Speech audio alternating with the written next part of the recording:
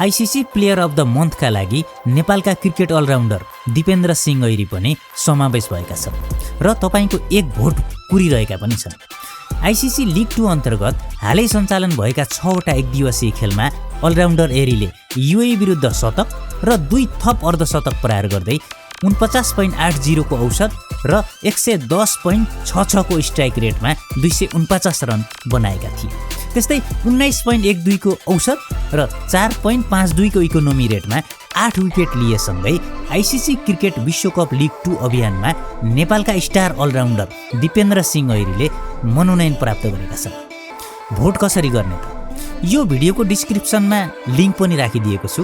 उक्त link click गर्नुहोला अथवा आफ्नो मोबाइलको एप अथवा कम्प्युटरको सर्च ब्राउजरमा जानुहोला र एड्रेस बारमा icc-cricket.com टाइप गरी इन्टर थिच्नुहोला। तत्पश्चात तपाईँ आइसिसीको पेजमा जानुहुनेछ र यहाँ होम पेजमा क्लिक गर्नुहोला।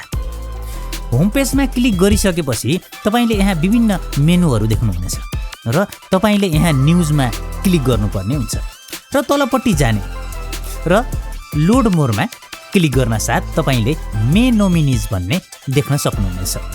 त्यसलाई क्लिक गर्नुहोस् र तपाईँले यहाँ देख्न सक्नुहुनेछ यहाँ आइसिसीले 3 जना प्लेयरलाई मनोनयन गरेको छ। बङ्गलादेशी प्लेयर ताइजुल इस्लाम र मुस्फिकुर रहिम र नेपालका स्टार दिपेन्द्र सिंह ऐरीलाई पनि देख्न सक्नुहुनेछ।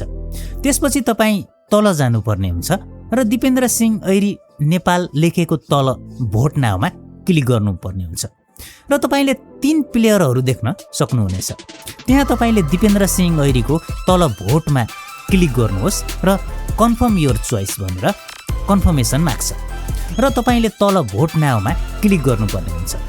यदि गरिसकेपछि तपाईँको भोट आइसिसीमा दिपेन्द्र सिंह ऐरीको लागि सम्मिट हुन्छ। तपाईँको एक भोटले हाम्रा दिपेन्द्र सिंह ऐरीले हाम्रो देशको नाम संसारभर चम्काउनेछ। भिडियो अन्त्यसम्म हेर्नुभएकोमा धेरै धेरै धन्यवाद दिँदै यस्तै क्रिकेट सम्बन्धी भिडियो हेर्न च्यानललाई सब्स्क्राइब गर्न नभुल्नुहोला भन्दै म यो भिडियोबाट बिदा हुन्छु। तपाईँको समय शुभ रहोस्। जय नेपाल, जय क्रिकेट।